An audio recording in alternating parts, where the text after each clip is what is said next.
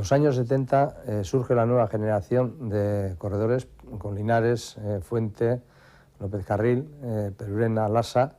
Hay unos grandes triunfos y entonces pues se hace un equipo organizado, competitivo, y se sale mucho a Francia, al extranjero, y bueno, pues ya empezamos a ganar una Vuelta a España que ganó Fuente el año 72, y esa fue pues el inicio del gran equipo CAS.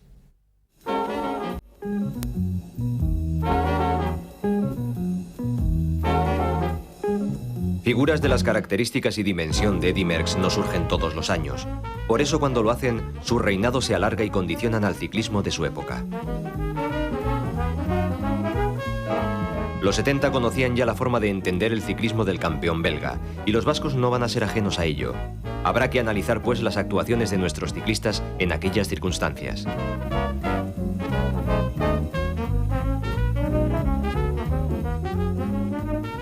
Es como ir escapado, porque Mer comía aparte, Mer hacía todo aparte. Mer era, para mí ha sido el número 1 de toda la historia, aunque no haya corrido con Coppi y eso, pero Gaby que estos me solían decir y, en fin.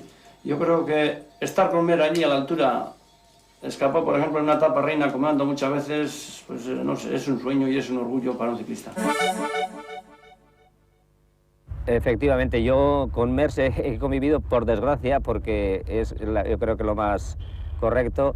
El primer Tour que corrió él lo corrí yo también, y aquella era una bestia que montaba encima de una bicicleta, y recuerdo cómo, pues bueno, se vengó un poco porque ese año en el Giro de Italia dio positivo en el control antidoping y era una persona pues rabiosa como encima de una bici, y bueno, la prueba es que me parece que sacó cerca de 20 minutos al segundo en la general. Vino el resurgimiento de Merckx, que fue un fenómeno, y bueno, pues entonces él quería ganar incluso pues hasta las metas volantes, no las carreras, hasta las metas volantes. Y eso quería decir pues que los corredores que iban con él pues pensaban hacer segundo puesto, porque el primero ya lo tenían, ya sabían quién iba a hacer, que era Merckx.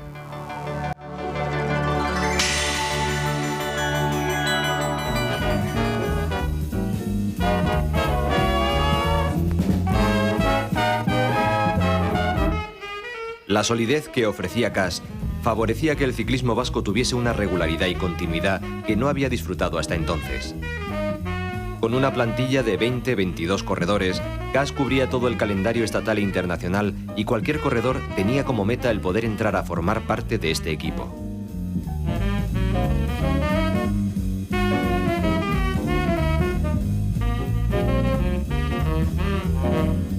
Esta política benefició sin duda a los ciclistas más destacados, ya que sus posibilidades de triunfo se veían reforzadas por el apoyo de todo un equipo, aunque cabe hacerse la pregunta de si esto no restó competitividad al resto de equipos que veían su impotencia a la hora de configurar una plantilla de calidad.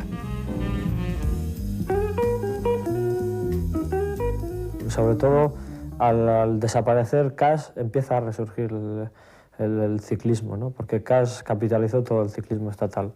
Y creo que fue pues muy negativo para el ciclismo, porque restó totalmente la competición, porque los mejores ciclistas estaban en CAS, y si había alguno bueno por ahí lo fichaban enseguida, y por tanto pues en las carreras a nivel nacional prácticamente no había competencia. O sea, es que se repartían las carreras entre entre la gente de CAS, ¿no? Sí, tiene creo que toda la razón, Marino, con esa definición, puesto que, como antes comenté, cuando era el equipo CAS nada más y después salió el Fagor, el asunto cambió, puesto que tanto en la cuestión económica como en la deportiva, ya que se hicieron dos bloques fuertes, era la época de Otaño, de Gavica, de Echevarría, de todavía gente tan buena, y al dividirse, pues hacerse dos bloques, en el aspecto deportivo ganó mucho el ciclismo. Después se deshizo el Fagor, vino el Werner y también seguimos más o menos con la misma tónica, pero luego ya también volvemos a quedar, porque no hay que olvidar que había 3 equipos nada más y básicamente había uno que era el CAS. Entonces todos los mejores estaban en CAS. Se iba a CAS prácticamente gratis. Bien, conocía muy a fondo yo el equipo CAS. En un principio estuve un poco reacio precisamente por el concepto que tenía. Cuando iba a pasar a profesionales tuve ofertas del CAS para pasar con ellos, pero vamos, un poco pensando yo y un poco con el consejo de mi hermano, que ya era ciclista profesional, pues decidimos de no pasar a ese equipo porque para un chaval joven pues iba a ser difícil cuajar en un equipo que estaba plagado de figuras, porque prácticamente estaba la selección española, los mejores ciclistas profesionales estaban todos ahí en ese equipo. Había muchos que querían entrar como sea al equipo CAS, porque sabían que en el equipo CAS incluso podían ganar cualquier carrera, aún no siendo con facultades para ganar, porque dominaba. Y esto pues hacía pensar a muchas firmas comerciales que igual entrarían en el ciclismo, pero pensaban, ¿con qué corredores vamos a entrar? Si el CAS está ahí, nos va a quitar todo el protagonismo, nos va a quitar pues toda la rentabilidad de la inversión que podamos hacer en ese equipo ciclista, ¿no? Pues hombre, sí, en aquella época sí, yo creo que llegó a un nivel que era el mejor equipo del mundo, porque claro, oye, lo que te lo demuestra es la carretera y los triunfos dentro de la nación y en el extranjero. Entonces, pues el CAS me parece que tiene el récord todavía de vueltas a España ganadas por equipos. Vuelta a Francia se han ganado muchas, en la Vuelta a Italia. Bueno, allá donde iba, pues casi siempre se ganaba por equipos en aquella época. Hubo una época de 8 o 10 años que ganaba siempre por equipos. Bueno, para mí el equipo CAS fue todo, ¿no? En mi carrera deportiva estuve 13 años defendiendo los colores del equipo de Vitoria y creo que fue el mejor equipo que hubo en Europa. Yo pienso que no fue perjudicial el coger a los mejores corredores. Quizás cuando se corría en España dominabas con mucha facilidad, pero piensa que ese equipo íbamos al Tour de Francia o al Giro de Italia y solíamos arrasar allí también y se hacían unas temporadas creo que soberbias, ¿no? Entonces yo creo que CAS es una historia en el ciclismo que tenemos todos que agradecerle mucho porque por desgracia para el ciclismo no ha habido otro equipo como el que tuvieron en CAS en aquella época y yo estoy orgulloso de haber sido durante tantísimos años partícipe en esos triunfos.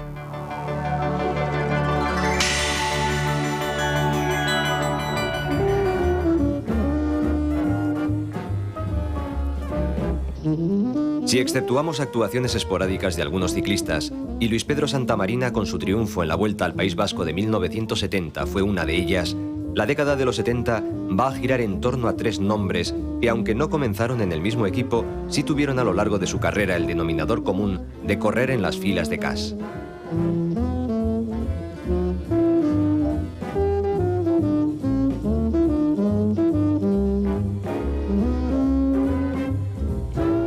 Txomin Perurena, Paco Galdós y Miguel Mari Lasa serán los protagonistas por excelencia de esta década.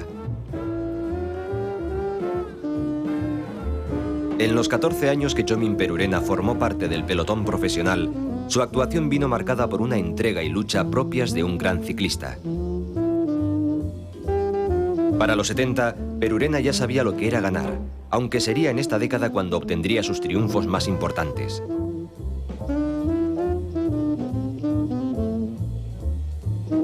El no correr en el extranjero con la frecuencia deseada limitó su palmarés.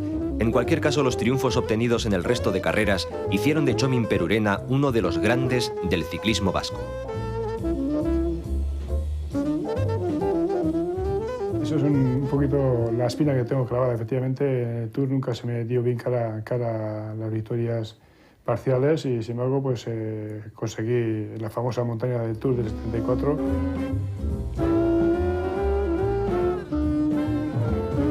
Otro tanto cabría decir de Miguel Mari Lasa, rival directo de Perurena durante estos años. Corredor de características similares a las de Perurena y natural del mismo pueblo, tuvo que vivir la rivalidad tanto dentro como fuera de las carreteras.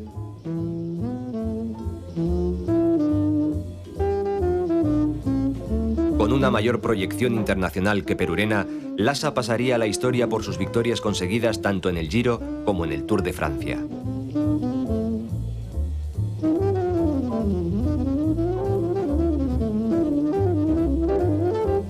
Carreras también en las que Paco Galdós ofreció lo mejor de su ciclismo. Sus actuaciones en estas pruebas, rondando la victoria final, que en más de una ocasión a punto estuvo de conseguir, fueron las notas más reseñables de estos 70, que no conocieron igual protagonismo en ningún otro corredor vasco.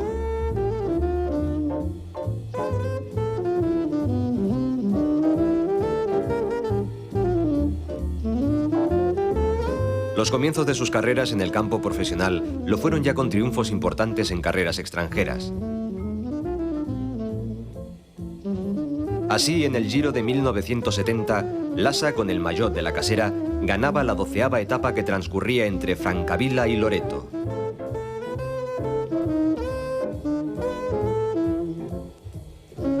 El fuerte ritmo que impuso en los últimos kilómetros le posibilitó lograr su primer gran triunfo internacional, siendo este el comienzo de una larga lista de triunfos que consagraría al corredor de Oyarzún en el extranjero.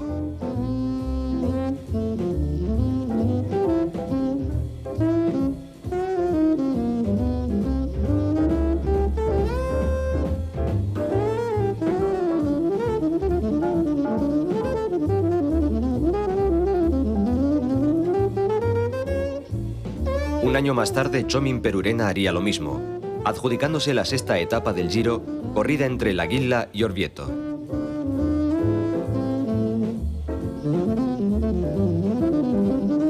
La llegada en un grupo pequeño hacía que la punta de velocidad fuese determinante y Txomin Perurena demostró sus dotes de velocista adjudicándose la victoria de etapa. En aquel Giro, Paco Galdós redondeaba la actuación de los vascos con su 4º puesto en la clasificación final.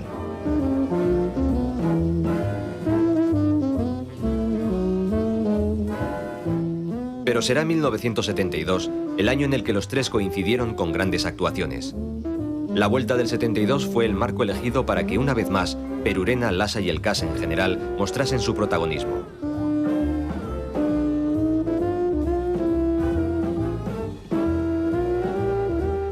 Fue una vuelta en la que Lasa partía como favorito, pero una escapada en la etapa entre Zaragoza y Formigal, con un Fuente desconocido hasta entonces, fue la clave para que tanto Lasa como Perurena perdiesen toda opción al triunfo final. Lasa tendría que conformarse con el 2º puesto en la general y 2 victorias en etapas, mientras que Perurena, con los mismos triunfos parciales, obtenía el premio a la regularidad.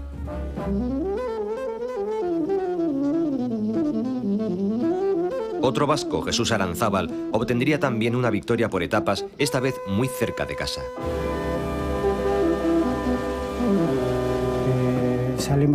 Escapé yo con unos holandeses, me cogieron enseguida y luego intenté otra vez escapar y ya es entonces cuando me salió bien y llegué solo con 7 minutos, llegué a San Sebastián.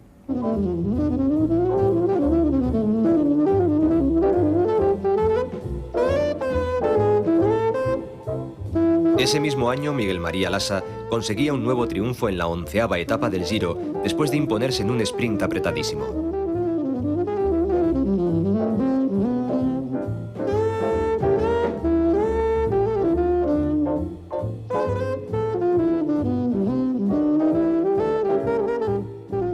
Gracias a esta victoria, el Giro adquiría un tono vasco, ya que para entonces Paco Galdós, que le había cogido ya la medida al Giro de Italia, y tras una gran actuación del equipo CAS, lograba el 3er puesto en la general.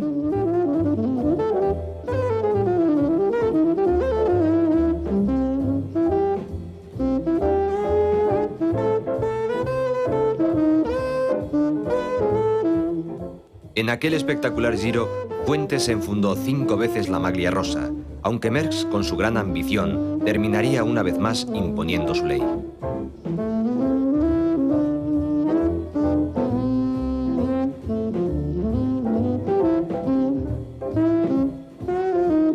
Dalmancio Langarica, cubierto su ciclo y habiendo dejado impronta de su labor, daba el relevo en la dirección del equipo CAS a 2 jóvenes directores, Antón Barrutia y Eusebio Vélez, que seguirían con la racha de triunfos de los de Gasteiz.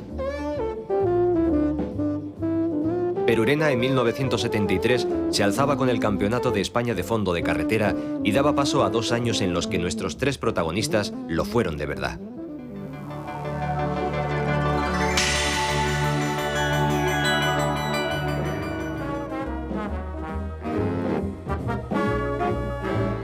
El 74 nos traería la sorpresa de un triunfo que ni el propio protagonista soñó jamás podría conseguir. Txomin Perurena conseguía, no sin gran esfuerzo, el Gran Premio de la Montaña en el Tour. Siempre digo que creo que nunca se me ha hecho justicia y ya será difícil, ¿no? Porque en su momento nadie le dio importancia, pensaba que un sprinter pues le ganaba la montaña del Tour, pero sin embargo fue un trabajo de hormigas, de conseguir, de ir acumulando puntos día a día y puertillo a puertillo y puerto a puerto, ¿no?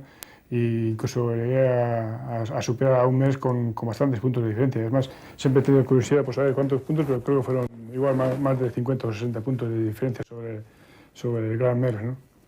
Me animó muchísimo Nicolás Iparraguirre, mi masajista, pero también en gran parte influenciado porque el año anterior Fuente, mi gran compañero, Fuente José Manuel, pues perdió la montaña precisamente con un adversario que era mucho menos escalador que él, que era Pedro Torres, que consiguió superarle en los puertos pequeños, pese a que sí consiguió algún puerto de primera, como fue, pues no sé si fue exactamente la etapa que terminaba en Pó, que la ganó él, ¿no? Era Obisque, el Col de Obisque fue donde pasó el primer puerto, el único puerto que también pasó el primero.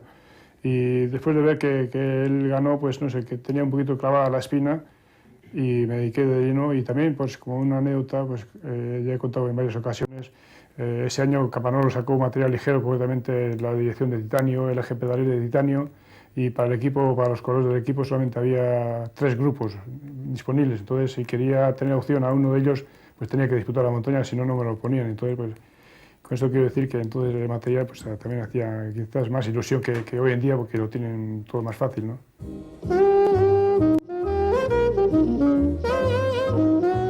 A decir verdad, esta victoria sería una excepción en la trayectoria de nuestros ciclistas. Sus objetivos se limitaban a codearse en los primeros puestos del pelotón, pero una y otra vez se les negaban los triunfos.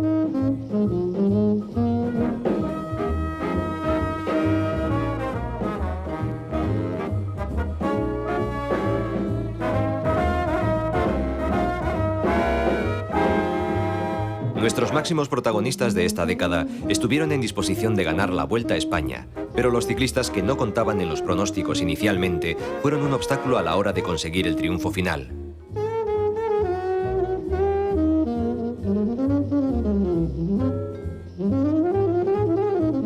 Y así la Vuelta del 75 tuvo un ganador sorpresa, de los que suelen surgir de vez en cuando y con quien nadie cuenta a priori para el resultado.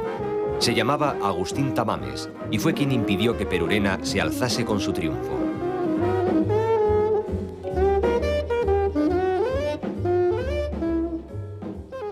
Sí, desgraciadamente se me quedó tan grabada que todavía hay noches que me vienen a la mente y vamos, si no cambio de disco, pues no pego toda la noche.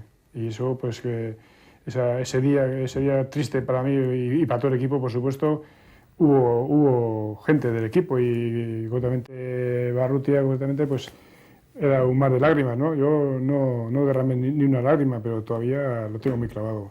La última etapa se decía la contrarreloj, naturalmente, y yo estaba mentalizado tanto de ganar como incluso para ir hasta el 5.º puesto, porque igual que estaba yo con una ventaja, me atrevería a decir que mínimo, porque en una contrarreloj en la que no era un especialista, pues 1 minuto y unos segundos tampoco es una ventaja muy importante, una renta muy importante. Y estaba Lassa, que estaba muy cerca, estaba Tamames, que también estaba cerca, estaba Ocaña y estaba también un Henry Kuiper, que era un gran corredor y que de hecho ahí está, ¿no?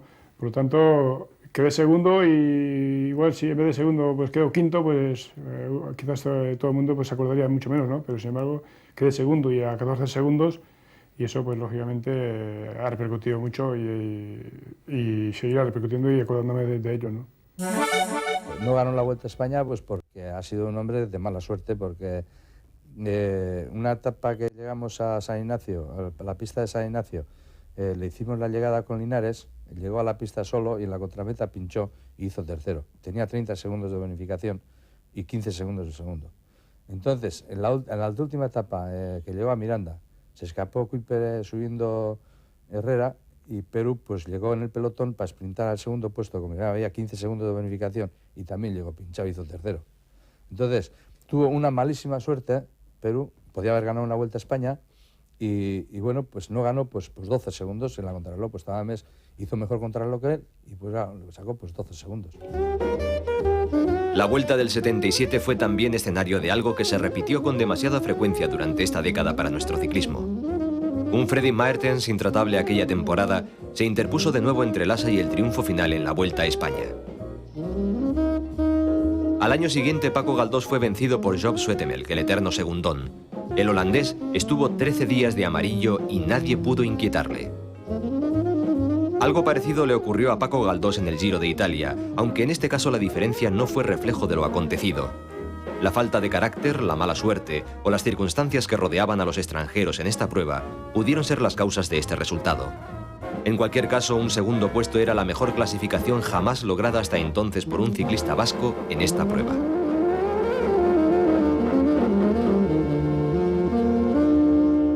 Cogí el líder en una etapa, la primera etapa de montaña, que hice segundo en la etapa, segundo ganó Bataglin y segundo hice yo, y ahí me puse de líder.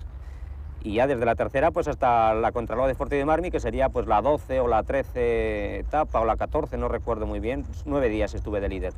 Pero nunca pensé que lo podía mantener hasta el final por las contrarrelojes y por todo. Luego al día siguiente tuve otra contrarreloj y quedé cuarto, ya me recuperé bastante, otra vez ahí me quedé segundo y segundo acabé.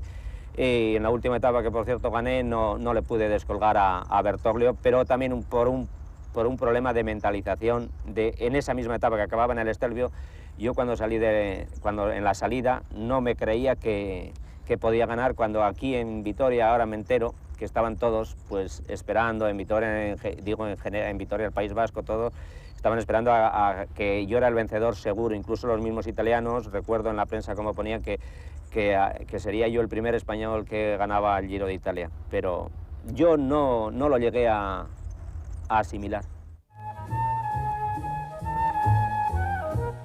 Andrés Gandarias aún tenía restos para luchar por el triunfo y habría un paréntesis en los nombres de los triunfadores de esta década. En la etapa reina del Giro de Italia de 1976, el durangués rendía homenaje a Santi Esteban, fallecido días antes en la misma prueba, y ponía así la guinda a una carrera en la que los triunfos no le sonrieron en la medida de su entrega. Pues yo no hice nada en ese Giro, entonces le dije a Julio Sanemeterio, el día anterior voy a ganar esta etapa. Y él me dijo, ¿cómo vas a ganar tu etapa? Ya estás acabado prácticamente. Y dije, no, yo mañana voy a intentar ganar la etapa. Tenía metido en el coco, salté a ganar Cima Coppi ganar en aquellos años era muy importante para cualquier ciclista. Aparte, se podía ganar la montaña porque allí, pasando Cima Coppi, eran muchos puntos, doble que otros puertos o más. Entonces, pasé Cima Coppi con, no me acuerdo exactamente, 30, 40 segundos, empecé a bajar. Yo bajando siempre he sido muy malo, tenía mucho miedo a ir por los barrancos. Entonces luego quedaban 2 puertos de primera y sobre todo la última, que era Bajolet, tenía un 22 o no sé qué tanto por cien. Los últimos 2 kilómetros estaban sin asfaltar. Hice los últimos 30 kilómetros hice sin agua porque se me rompió el bidón, este portaponcheras Torreán, y no le dejaba a Julio Sanemeterio darme agua. Y los últimos 500 o 800 metros yo creo que me acordé de todo lo que se puede acordar, sí, del difunto Santi Esteban, que aquel año se murió en la primera etapa, como todo el mundo sabe, pero con poquita fuerza que llevaba y con todo lo que me ayudó no sé quién, pues gané la etapa, para mí la carrera más bonita que he ganado en toda mi vida deportiva. El triunfo de Lassa en la 5ª etapa del Tour, militando entonces en un equipo italiano, y el 4º puesto en la general de Galdós, fiel a Cass, mantenían la tónica de buenas actuaciones de nuestros ciclistas en la prueba francesa. Galdós volvía a dejar pendiente la duda sobre si su carácter fue determinante a la hora de explicar sus actuaciones. El 4º puesto en la general del Tour dejaba de nuevo cerca del podium a este ciclista, actuación esta que sería constante a lo largo de su carrera. Pues Galdós era un gran corredor, un hombre no con mucho nervio, pero un gran corredor. O sea que la pena era que un día que estaba cuarto en la general en el Tour y le llamó su mujer y le dijo, pues Pasco, ¿qué tal estás, Paco? Y dice, aquí mi vida, muriéndome poco a poco. Y un hombre que está cuarto en la general, pues aunque esté muriendo, pues es el Tour, ¿no? Y creo que tiene que sufrir un poco más que lo que hacía él. En los que fueron los últimos años de sus carreras deportivas, Perurena y Galdós seguirían cosechando triunfos y segundos puestos. El guipuzcoano lograba 2 nuevos triunfos parciales en la Vuelta del 78, logrando un total de 11 en esta prueba a lo largo de su carrera deportiva.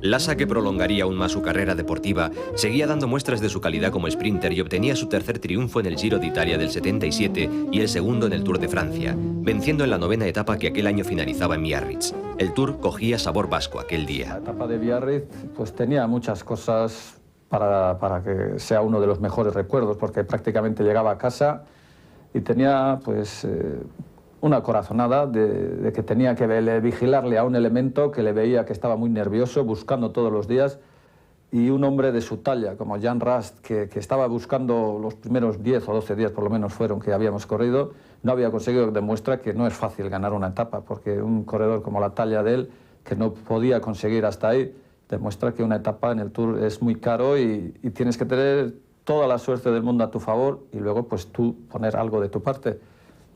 Y con todas esas circunstancias, pues me salió bien lo que estudié, que tenía que vigilarle a él y superarle a él. No era fácil, porque es poco probable que en un sprint mano a mano le supere a Rast, pero en aquellas circunstancias pues tenía muchas cosas a mi favor, de haber llegado anteriormente en una Vuelta Ciclista al País Vasco en la misma meta, conocía todos los virajes, recovecos y hasta el estado de la recta de meta, y eso pues me favoreció mucho. Y desde luego pues fue una alegría tremenda porque, vamos, primero porque había muchísimos aficionados vascos presentes allí y casi me sentía como si hubiera ganado una etapa aquí, pero era una etapa del Tour, lo cual pues todavía engrandece un poco la victoria. Bueno, yo pienso que el equipo CAS hizo de todo en el ciclismo, o sea que ya prácticamente yo el año 79 dejé de ser director deportivo por unas circunstancias que surgieron en el equipo y bueno, pues aquello fue el final mío con el CAS que no quiero recordarlo.